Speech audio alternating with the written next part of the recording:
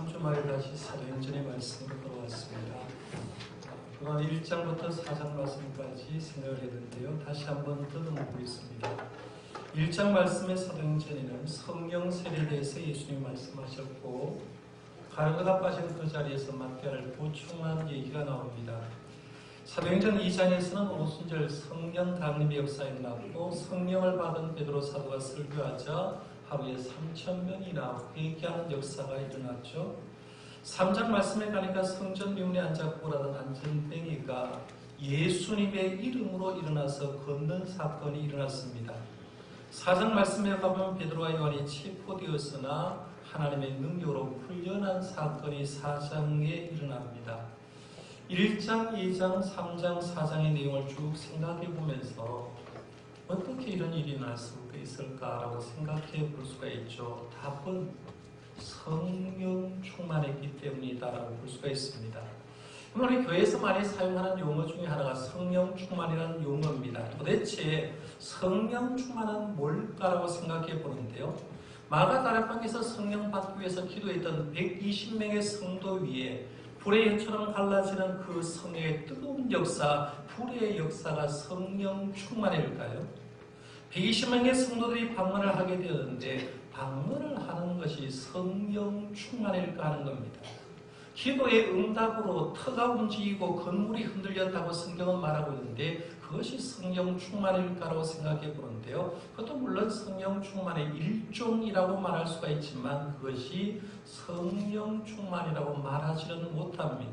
지금도 성령의 불 받은 사람 교회 안에 말이 있습니다. 기도하다가 불덩이를 받아서 뜨겁다고 견디지 못하고 하는 사람이 있거든요. 지금도 예배 시간에, 기도 시간에 방문을 자유자재로 하는 사람이 있습니다. 지금도 기도하기만 하면 방문으로 유창하게 하는 사람도 있습니다. 지금도 능력을 행하는 사람도 있습니다. 그러나 그가 성령 충만한 사람이라고는 단정하기가 힘듭니다.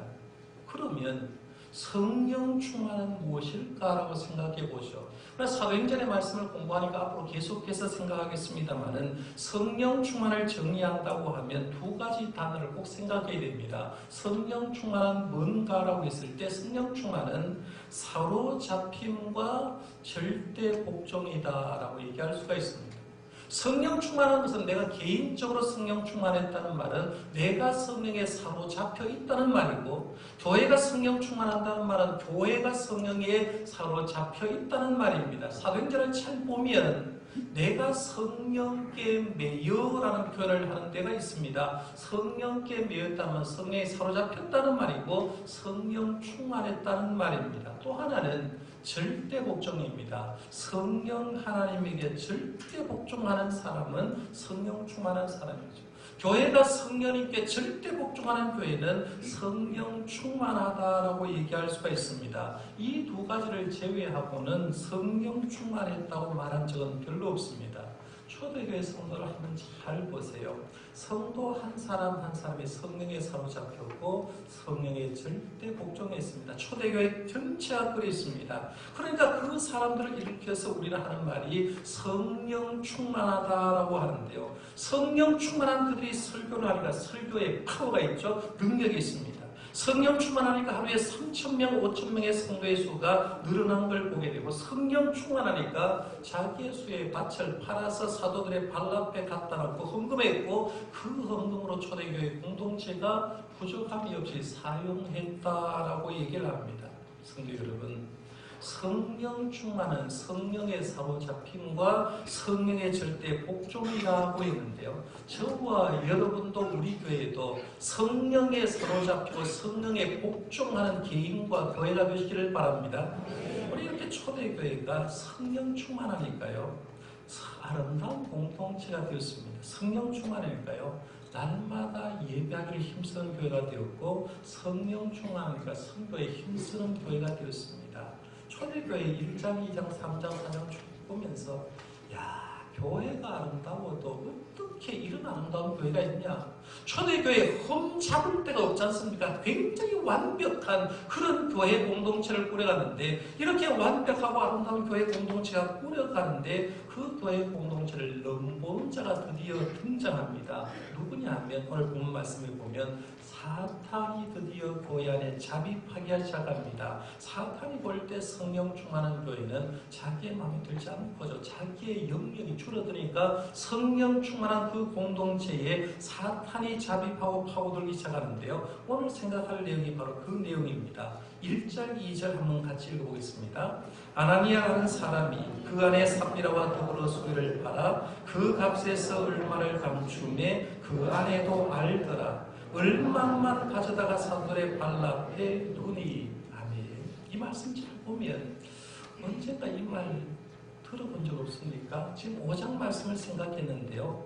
사도행전 마치는 4장 37절 말씀 보면 오늘 말씀하고 똑같은 말씀이 등장합니다. 사도행전 4장 37절에 보면 그가 밭이 있음에 팔아 그 값을 가지고 사도들의 발 앞에 두니라 라고 얘기를 합니다. 성령 충만한 바나바가 자기의 밭을 팔아서 사도들의 발 앞에 두었다라고 얘기를 합니다. 그런데 5장으로 딱 넘어오니까 아나니아 삽비라 부부도 바나바처럼 자기의 땅을 팔아서 그 밭을 가지고 사도들의 발 앞에 두었다라고 얘기합니다. 같은 내용이 나온 것 같습니다. 아나니아 삽비라 이름은요 굉장히 좋은 이름입니다. 아나니아는 이름의 뜻이 여호와는 은혜로우시다라는 뜻입니다. 다르게 하면 하나님의 은혜라고 얘기하죠. 요즘 자녀 이름을 지을 때 이름 가운데 하은이라고 많이 짓잖아요. 한국말로 하면 하은이라고 짓는데 하은이가 하나님의 은혜 아닙니까? 그런데 이 아나니아가 여호와는 은혜로우시다 하나님의 은혜라니까 한국말로 하면 하은이다라고 볼 수가 있는데요. 삽비라는 아름답다는 뜻입니다. 아름다움이라는 뜻인데 이름의 뜻만 봐도 삽비라는 굉장히 여성으로서 미모가 뛰어난 여성이다라고 볼 수가 있고, 이 아나니아와 삽비라 이름만 봐도 이 여인들은 하나님을 잘 섬겼던 사람이다라고 보게 됩니다. 그런데 사도행전 4장 37절에 말한 바나바를 소개하는 내용하고 오늘 아나니아와 삽비라 부부를 소개하는 내용하고 조금 다른 점이 하나가 나오죠. 2절 말씀에 보면 다른 점을 얘기를 하고 있는데 그 값에서 얼마를 감춤에 그 안에도 알더라라는 말이 나옵니다. 바나바에게는 어떤 말이 지금 등장하는 겁니다. 아나니아 삽비라 부부에게만 등장하는 게 그 값에서 얼마를 감춤에 그 안에도 알더라라고 하는데요. 이 아나니아 삽비라 부부가 교회 공동체를 위해서 소유가 있던 땅을 팔았습니다. 얼마인지 금액은 얘기하지 않습니다. 그런데 분명히 이런 생각이 볼 수가 있어요. 아나니아 삽비라 부부가 땅값을 팔 때 땅을 팔면 대충 얼마 정도 나오겠다라는 계산을 했는데 팔아보다 보니까 자기가 예상한 그 이상의 금액을 띠버리는 거죠. 그러니까 그것을 보면서 야 돈이 내가 예상한 것보다 훨씬 더 많구나라고 생각하면서 갑자기 어떤 생각이 드느냐면 부부의 마음이 흔들리기 시작합니다. 받은 돈을 모두 헌금하려니까 노후 대책은 뭐 해야 되지라고 하면 생각날 수가 있겠죠. 자녀 교육은 어떤 돈을 해야 되지라고 생각할 수도 있고, 요즘 같으면 해외여행도 좀 한번 해보면 안 좋겠냐 이런 생각이 들었을 겁니다. 어떤 이유에서인지 모르지만 땅을 판 값에서 얼마를 자신을 위해서 감추고 나머지를 가지고 와서 사도들의 발 앞에 두었다라고 합니다. 그러면 이렇게 헌금을 사도들의 발 앞에 갖다 놨는데 사도들은 아나니아 삽비라 부부에게 어떤 말을 했을까 한번 생각해 볼 수가 있죠. 3절과 4절이 바로 그 말입니다. 한번 같이 읽어봅니다. 베드로가 이르되 아나니아여 어찌하여 사탄이 내 마음에 가득하여 내가 성령을 숙이고 땅값 얼마를 감추었느냐. 땅이 그대로 있을 때에는 내 땅이 아니며 판 후에도 내 마음대로 할 수가 없더냐. 어찌하여 이 일을 내 마음에 두었느냐. 사람에게 거짓말한 것이 아니요 하나님께로다. 아멘. 제가 성령 충만을 정리할 때 뭐라고 했습니까? 성령 충만은 성령께 사로잡힘이다라고 말씀드렸고, 성령 충만은 성령님께 절대 복종하는 것이다라고 말씀드렸는데, 지금 베드로 사도와 초대교회 사도들 그리고 성도들은 성령에 사로잡혀 있습니다. 성령에 절대 복종하는 사람입니다. 성령에 사로잡혀 있고 성령에 절대 복종하고 있는 그 앞에 아나니아 삽비라 부부가 흙물 쑥 빼고 이 수치미를 딱 떼고 갖다 놓았더니만 사도들이 그 속을 훤히 들여다보기 시작합니다. 그래서 베드로가 아나니아에게 이런 말하죠. 3절에 보면 어찌하여 사탄이 내 마음에 가득하여 내가 성령을 속이고 땅과 얼마를 감추었느냐라고 얘기합니다. 베드로도 예수님께 이런 지적받은 적이 있지 않습니까?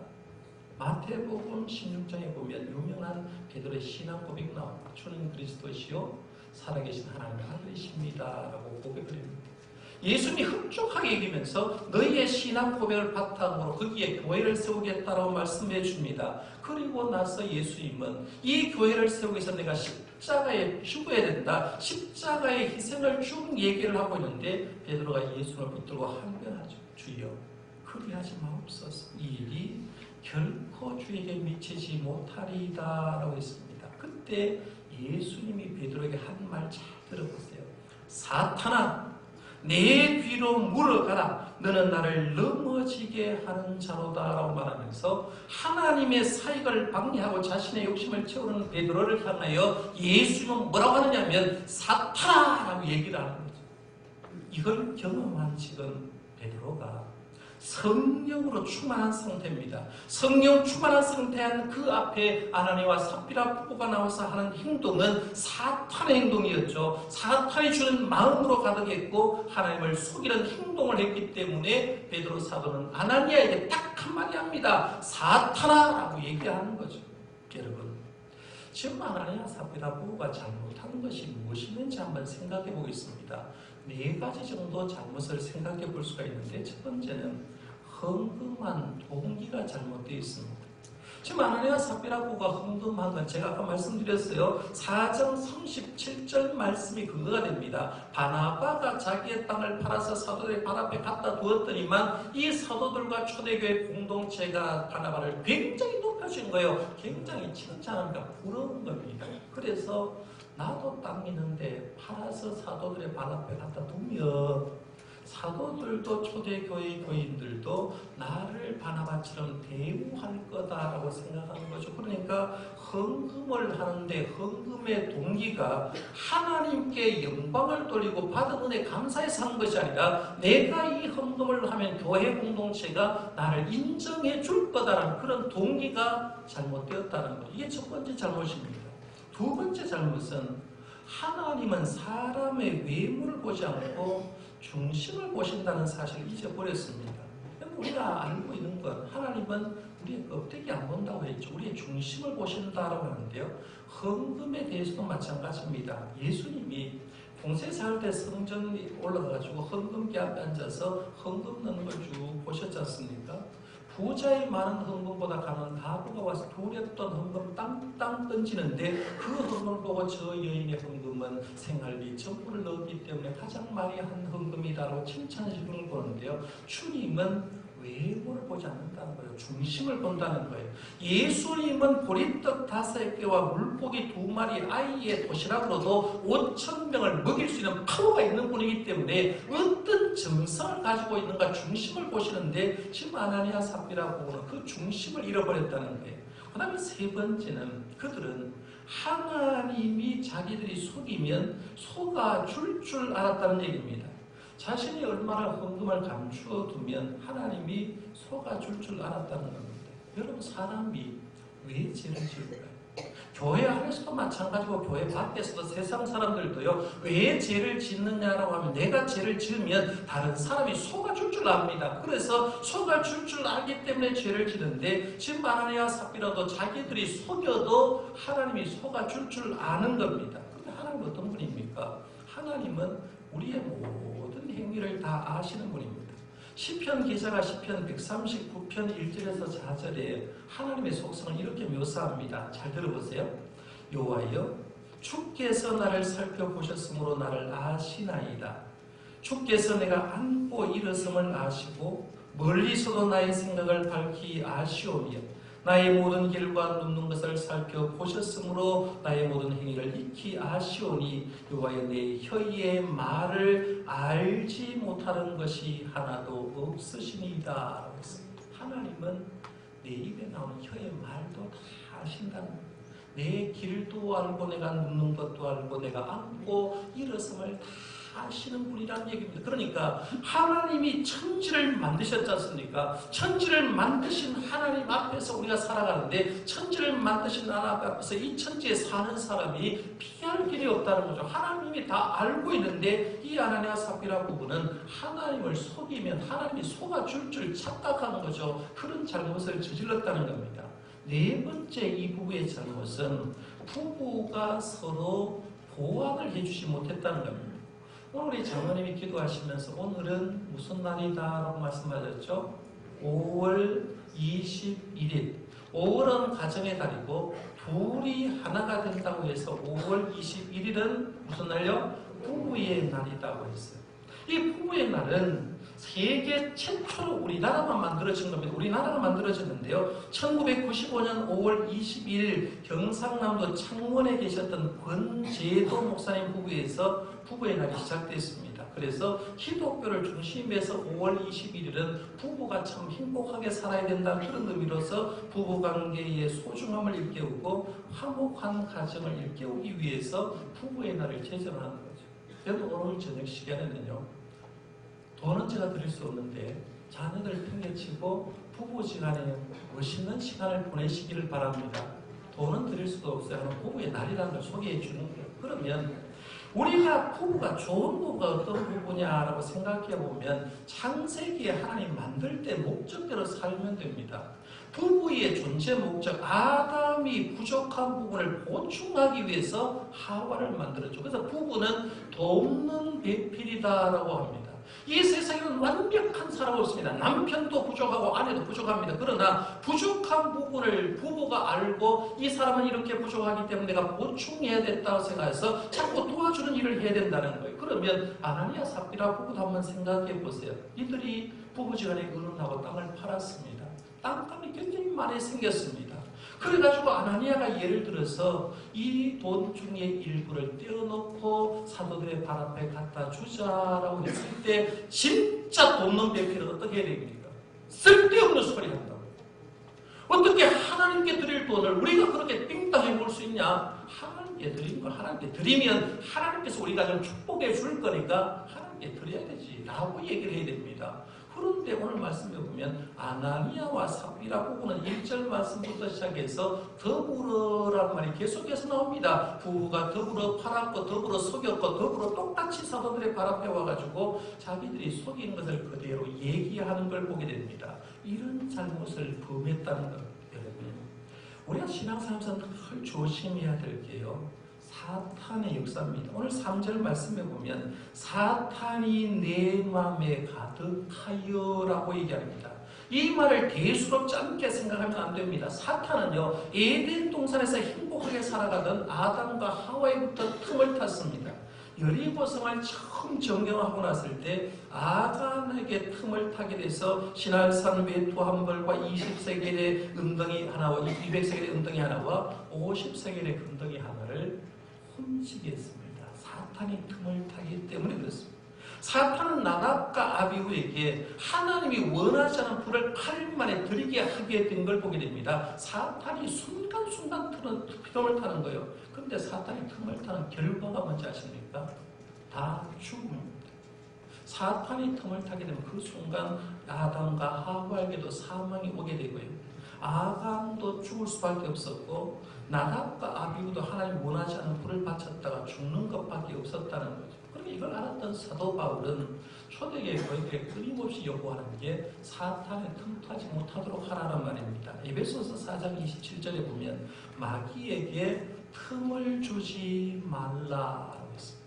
에베소서 6장 11절에 보면 마귀의 관계를 능히 대적하기 위해서 하나님의 전신갑주를 입으라고 했고요. 예수님의 동생이 쓴 야고보서 4장 7절 말씀에 보면 너희는 하나님께 복종할지어다 마귀를 대적하라 그리하면 너희를 피하리라 했습니다. 마귀에게 틈을 주지 말아라. 마귀를 대적하기 위해서 하나님의 전신갑주를 입어라. 너희는 마귀를 대적해라 라고 얘기합니다. 여러분 사탄이 우리에게 틈 못하게 하는 것 언제 사탄이 들어올까 한번 생각해 보시길 바랍니다.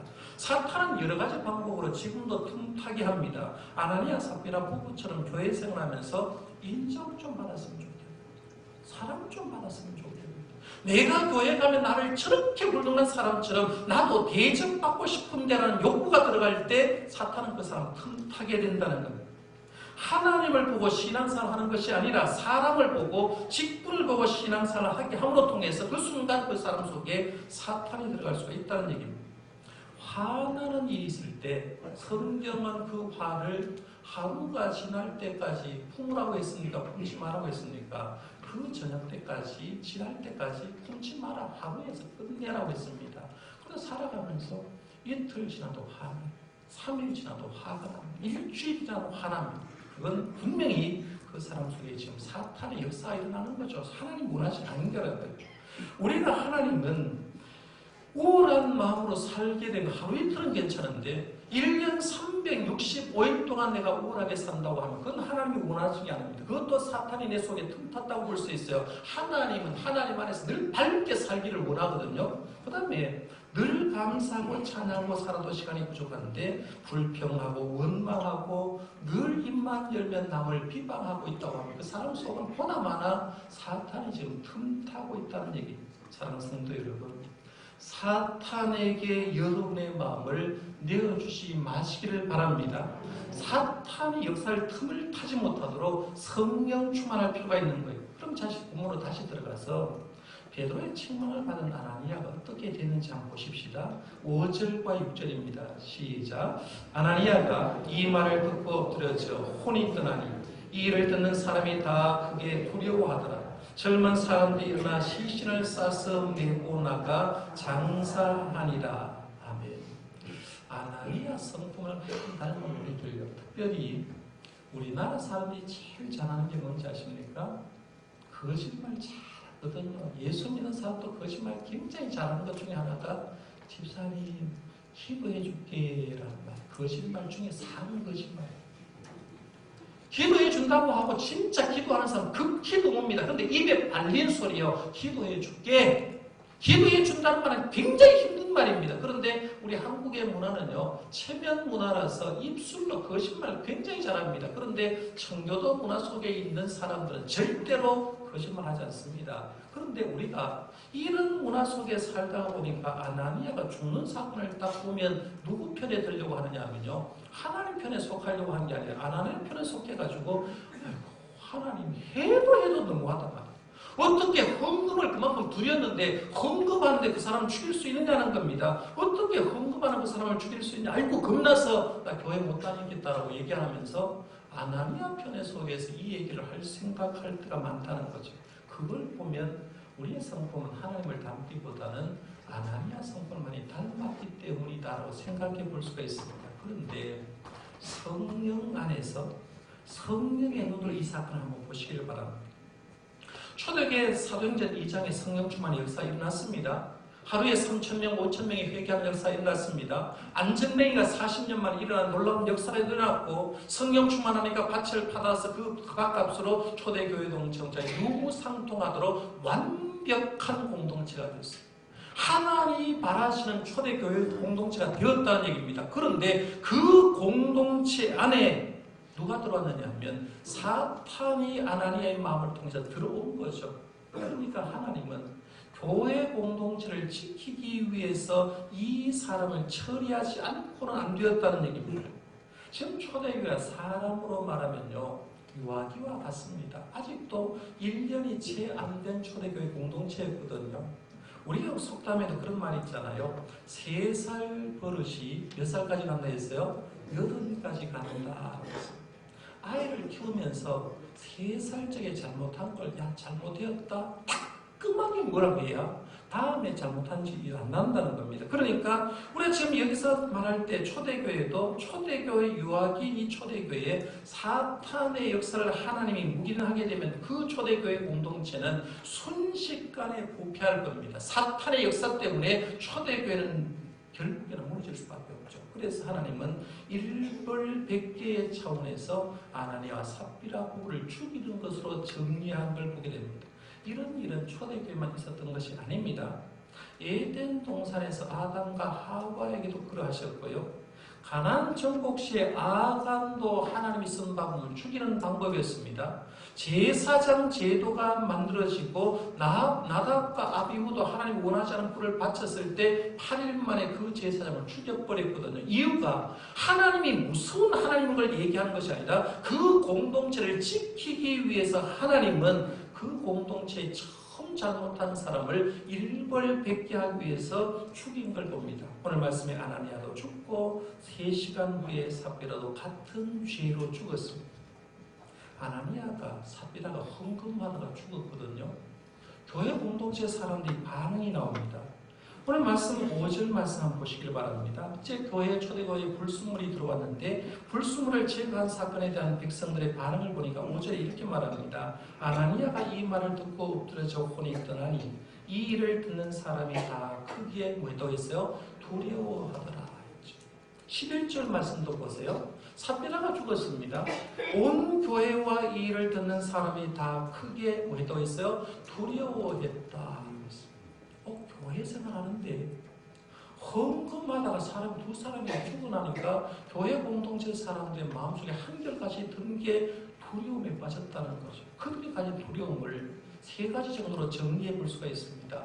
왜 그들이 두려워했을까? 첫 번째는 성령에 대한 두려움이 빠지는 거죠. 교회는 사람들만 모여있는 곳이라고 생각했거든요.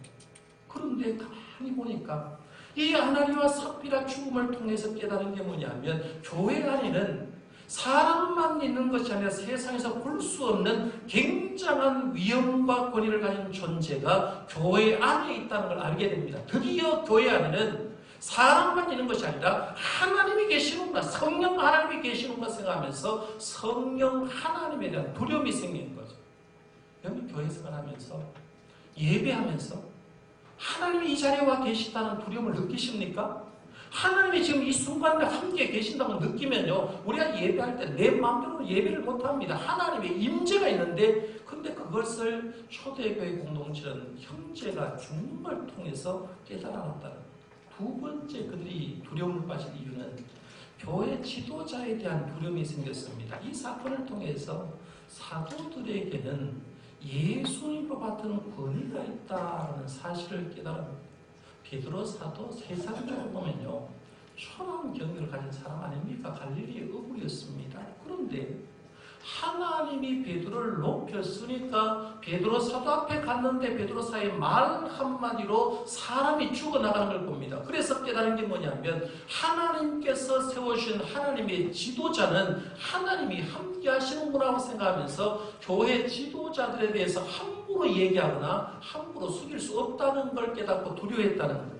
그 다음에 3번째 두려움은 죄에 대한 두려움입니다.